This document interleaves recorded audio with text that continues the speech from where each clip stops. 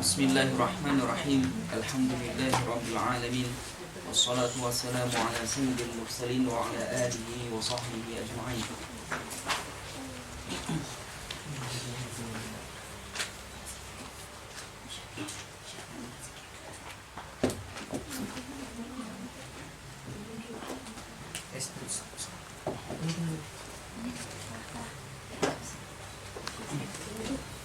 وقد شرحنا في الدرس الماضي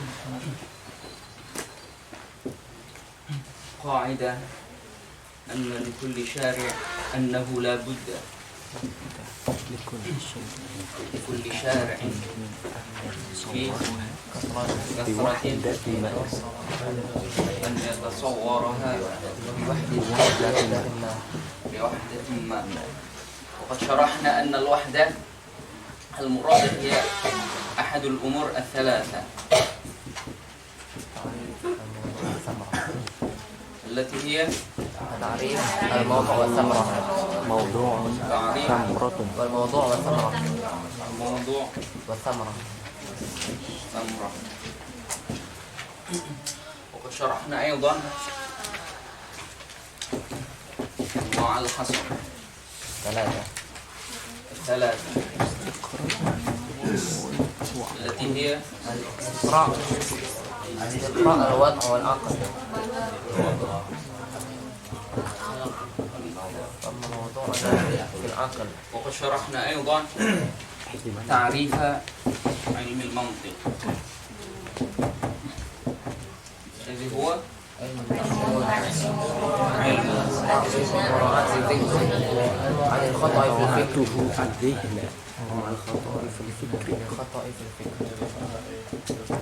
الفكر. وقد شرحنا أيضا تعريف الفكر وهو نظر ترتيب أمور معلومات أمر مجهول.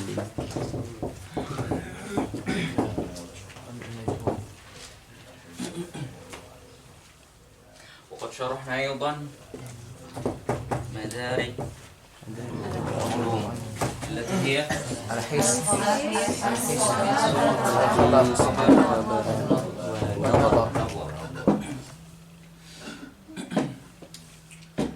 فنبدأ في هذا اللقاء إن شاء الله بمبحث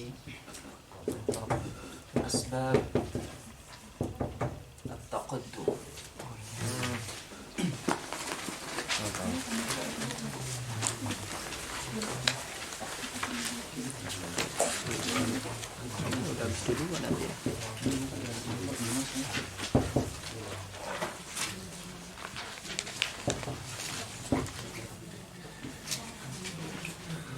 وكل هذا من علم المنطق لم يكن داخلا في مباحثه وإنما هو مقدمة للدخول في علم المنطق.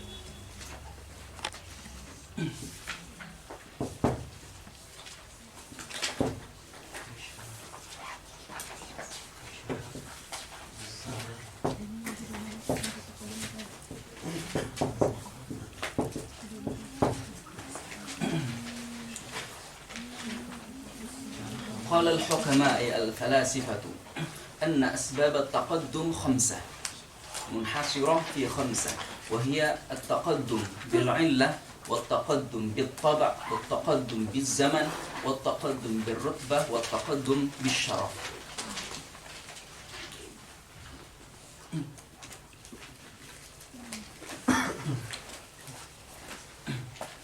Bahwa setiap sesuatu jika dia diawalkan atau jika dia lebih awal dibandingkan yang lainnya, maka alasan dia lebih awal itu tidak akan lepas dari 5.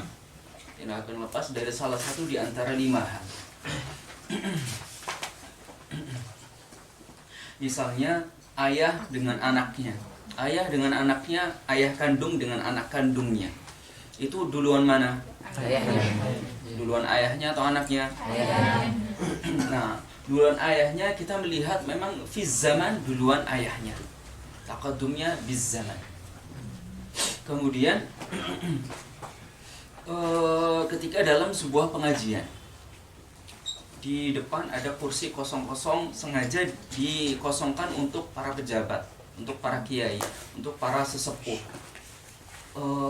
Apa alasan kita mengutamakan mereka untuk duduk di depan, padahal datangnya terakhiran? Syaraf.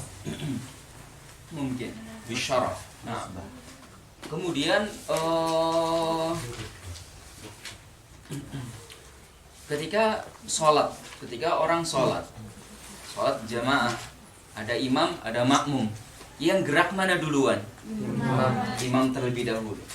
Nah, apakah itu karena harus seperti itu secara akal atau tidak? Tidak. Nah, tapi syariat menjadikan rutbah imam itu lebih dahulu, harus bergerak lebih dahulu, dan makmum itu bergeraknya terakhiran setelah imam. Kemudian ketika saya juga melihat, ketika saya menggerakkan tangan seperti ini, maka di sini ada sesuatu yang gerak.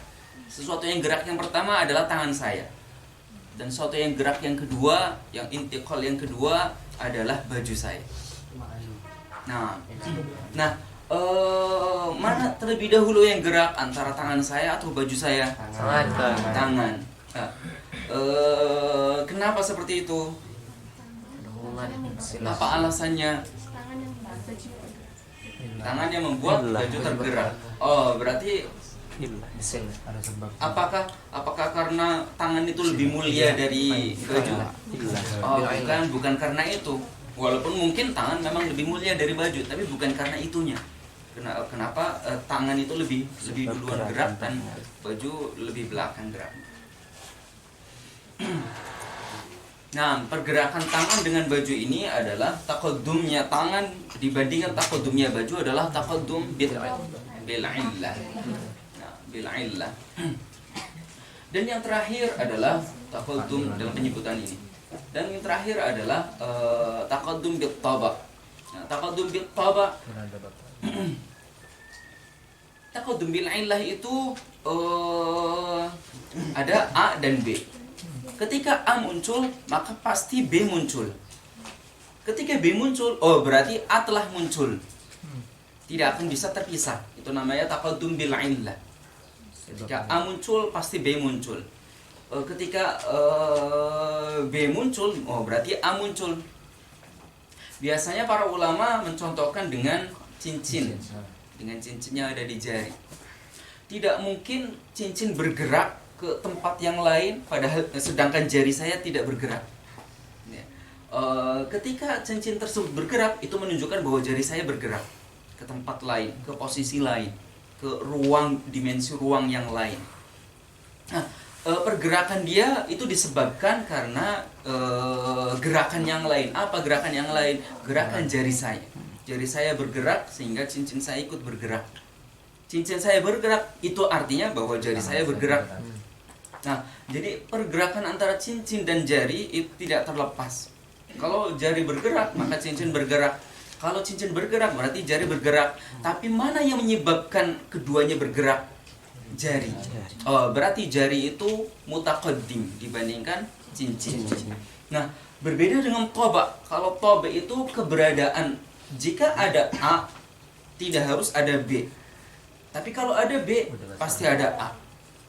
Apa misalnya? Taqaddum al-juz'i ala al-kull. Misalnya apa? Misalnya di sini ada meja. Ini dikatakan meja ketika ada papannya saja atau ketika ada papan dan kakinya? Ketika hanya papannya saja maka namanya papan. Ketika ada besi kakinya saja namanya besi. Tapi ketika digabung namanya meja. Nah, papan dan besinya ini namanya juz'un. Sedangkan ketika digabung namanya kullun. Untuk ada meja itu harus ada papan dan besi kakinya. Nggak harus besi ya, kakinya. Harus ada kakinya. Akan tetapi ketika ada kaki besi ini, apakah pasti ada meja? Enggak. Misalnya kita di toko banyak kita melihat kaki besi untuk meja ini, tapi bukan meja. Itu adalah kakinya saja. Kita juga melihat misalnya kakinya sudah patah-patah, kita melihat banyak papan, tapi ternyata itu bukan meja. Tapi ketika ada meja, oh berarti ada papannya, ada kakinya. Nah, maka ketika meja itu harus ada juz'unnya, harus ada ajza'nya, sedangkan ketika ada juz'un tidak harus ada kulnya, itu namanya taqaddum bit-taba'. Taqaddum bit-taba'. Artinya apa? Artinya A untuk ada tidak membutuhkan B. Juz'un untuk ada tidak membutuhkan kul. Tapi kullun tidak mungkin ada kecuali ada juz'un. Tergambar ya? Nah, ini adalah asbab at-taqaddum. Ada bil illah, ada bil taba', ada bil zaman, bil rutbah, bil syaraf.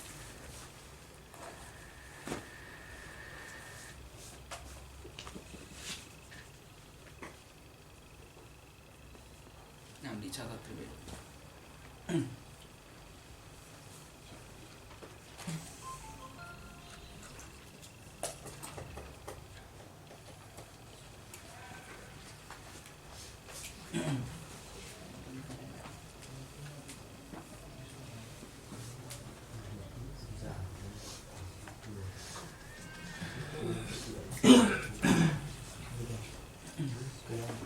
Penjelasan kaidah la budda li kulli syari'in fi kathrah an yatasawwaraha atau min an yatasawwaraha bi wahdatin ma atau bi wajhin ma. Penjelasan kaidah tersebut ada di banyak kitab-kitab turas. Kitab-kitab turas yang mutaakhirin. Kitab-kitab turas yang mutaakhirin banyak menjelaskan dalam muqaddimah karya-karya beliau-beliau menyebutkan kaidah ini. Mulai dari 600 sampai 1200-an. Hijriah. Itu banyak menyebutkan kaidah. Kemudian juga banyak di buku-buku tentang mabadi asyrah. Mabadi asyrah. Tiga ini disebut sebagai muqaddimatul ilm. Kemudian anwa'ul hasr ats-tsalatsa bisa ditemukan di dalam kitab Al-Kulliyat karya Imam Al-Jurjani.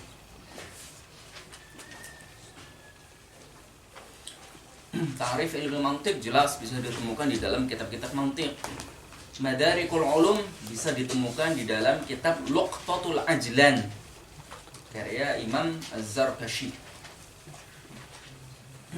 Atau penjelasan lebih panjangnya ada di syarahnya, yaitu Fathur Rahman karya Imam Syekhul Islam Zakaria Al-Ansari.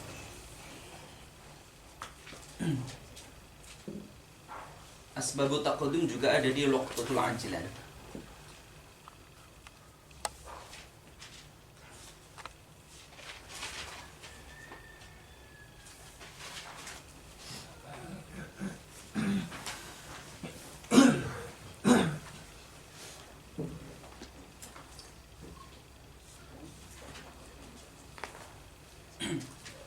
Saya tidak menemukan muqaddimah ini sebagai muqaddimah dalam mantiq, dalam memahami lebih dalam ketika mempelajari mantiq sebelum ketemu dengan Ustaz Zain. Dalam syarah beberapa masyayikh yang saya temui tidak ada yang menyebutkan asbab taqaddum sebelum masuk ke dalam pembahasan mantiq. Tidak ada yang menyebutkan madarikul ulum. Tidak ada yang menyebutkan anwa'ul hasr.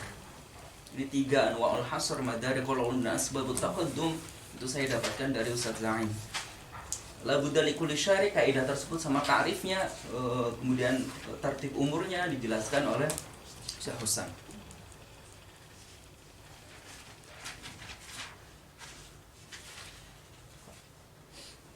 Kemarin ada yang tanya, Ustaz, nanti kita bakalan masuk kitab nggak sih? Kok kemarin dari awal sampai akhir nggak masuk kitab?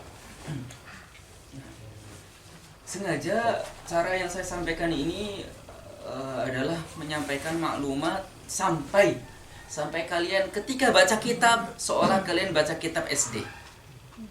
Ketika kalian baca kitab mantik itu yang di depan kalian, saya ingin membuat kitab tersebut adalah kitab untuk anak SD.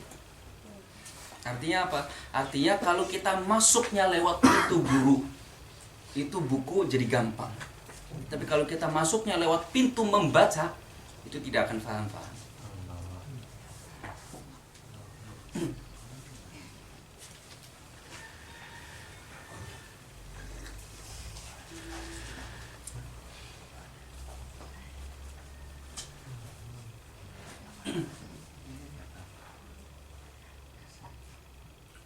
SD itu singkatan?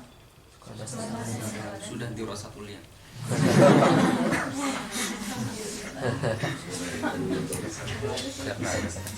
Tetap sulit berarti ya. Insyaallah mudah insyaallah.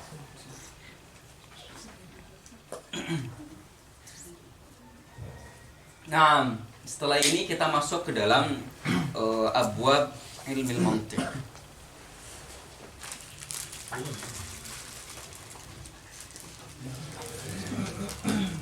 Ada yang mau berpahala?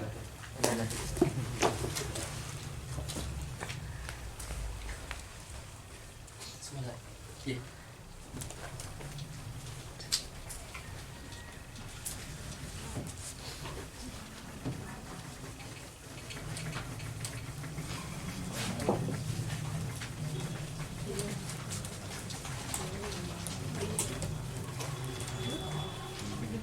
Masing-masing yang saya sampaikan itu anwa al-hasr, kemudian asbab taqaddum, kemudian madarikul ulum, itu adalah pembahasan yang kalau mau dibahas secara detail itu bisa masing-masingnya satu pertemuan. Saya sampaikan secara ringkas karena sebetulnya di dalam mantik itu bukan pembahasan dalam mantik. Akan tapi dalam mempelajari ilmu mantik akan membantu. Makanya saya awalkan, kemudian juga saya tidak memperincinya. Yang pasti nanti kita akan menggunakan hasr itu nanti. Kenapa ada 2, kenapa ada 3, kenapa ada 4? Hasr akan sering kita pakai. Taqaddum juga akan kita pakai. Kenapa ini terlebih dahulu? Kenapa itu diakhirkan? Kenapa rutbahnya seperti ini? Sedangkan yang terakhir apa? Madarikul ulum itu telah kita gunakan. Dari kolom telah kita gunakan untuk membatasi batasan pembahasan ilmu mantik, bahwa ilmu mantik, bahwa al-ilmu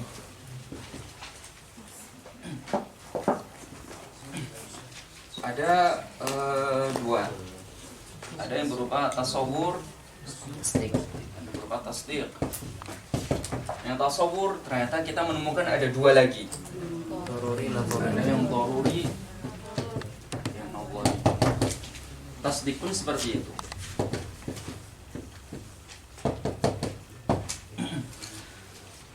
Kemarin kita mencontohkan tasawur yang daruri apa? Hararah. Karena kita merasakan bagaimana rasanya panas, itu bukan lewat khobar, bukan lewat berpikir, tapi kita merasakan langsung. Tangan-tangan kita merasakan langsung bagaimana rasanya panas. Sehingga dalam benak kita, dalam akal kita mentasawurkan bagaimana rasanya panas. Itu rasa panas yang ada di dalam otak kita, gambarannya itu berdasarkan apa yang kita rasakan. Oh, itu berarti tasawurnya tidak didapatkan lewat berpikir. Oh, berarti daruri. Kemudian ada yang tasawur nazari. Tasawur nazari kemarin kita contohkan apa? Mendoan. Nggak ada di dalam kitab-kitab. Mendoan. Nah, kenapa? Karena kita tadinya bingung. Gimana ya menyampaikan mendoan itu? Bagaimana menyampaikan apa yang ada dalam benak saya ke benak orang lain? Kemudian saya mengolah akal saya untuk mencari, untuk menyusun kata-kata, untuk menyusun tasawurat. Kemudian sampailah kepada mendoan adalah gorengan setengah matang. Gorengan setengah matang jadilah mendoan. Oh, nah, kemudian makna tersebut tertransfer kepada si sami. Oh, jadi tahu.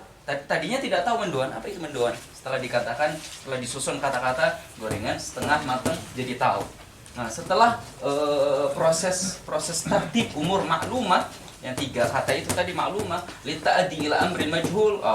Akhirnya kemudian si sami'nya mengetahui mentasawurkan apa itu mendoan. Setelah ditartib umur maklumahnya. Kemudian tasdiq yang daruri, misalnya apa kemarin? Kemarin anak qaim. Ketika saya sedang berdiri, saya melihat diri saya sendiri, saya sedang berdiri. Saya merasakan sendiri bahwa saya sedang berdiri. Nah, itu namanya daruri. Kemudian yang nazari. Nazari misalnya apa kemarin? Apa? Gadai HP. HP apa? HP saya bisa digadaikan. Nah, atau yang kemarin al-ilah wahid. Al-ilah wahid. Ini adalah contoh-contoh dari masing-masing tasawur dan tasdiq bi qismaihi, daruri dan nazari. Kemudian kita telah mengetahui bahwa dalam mantik ternyata dia adalah ilmun ta'simu mura'atuhu al-fina 'anil khata'i fil fikri atau fil nazari. Nanti kalian akan menemukan bahwa fikr dengan nazar itu sedikit berbeda, tapi dalam mantik fikr huwa nazar. Dalam mantik fikr huwa nazar.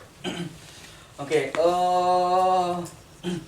ketika pembahasan ilmu yang dibahas di dalam mantik adalah pembahasan ilmu yang didapatkan lewat proses nazar, bagaimana kita menghasilkan maklumat baru, menghasilkan ilmu baru menggunakan proses akal, menggunakan proses berpikir, maka berarti proses-proses yang tidak menggunakan akal atau berpikir itu bukan merupakan pembahasan kita dalam mantik. Sehingga daruri itu kita hapus. Daruri kita hapus. Sisalah ilm tasawuri nazari dan ilm tasdiqi nazari. Itu bahasa lainnya membahasakan adalah bagaimana kita mendapatkan ilm yang berupa tasawur bersifat nazari. Bagaimana kita mendapatkan ilm berupa tasdiq yang bersifat nazari. Bagaimana kita mendapatkannya? Kalau mendapatkan yang bersifat daruri bisa mendapatkan lewat his. Yang daruri, yang tasdiq daruri juga kita bisa dapatkan lewat his.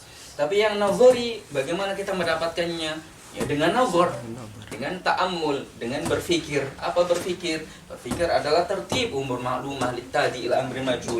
Apakah ada ilmu tertentu untuk membahas bagaimana kita berfikir dengan benar? Ada. Apa itu? Mantik. Ya, paham ya gambaran mantik itu bagaimana, penggunaannya bagaimana, dan fungsinya. Oh, dari sini berarti kita telah mengetahui ta'rifnya mantik dan samrohnya mantik. Ta'rifnya tadi, kemudian samrohnya adalah al-ismah anil khata'i fil fikri. Tulis. Samrohnya adalah al-ismah anil khata'i fil fikri.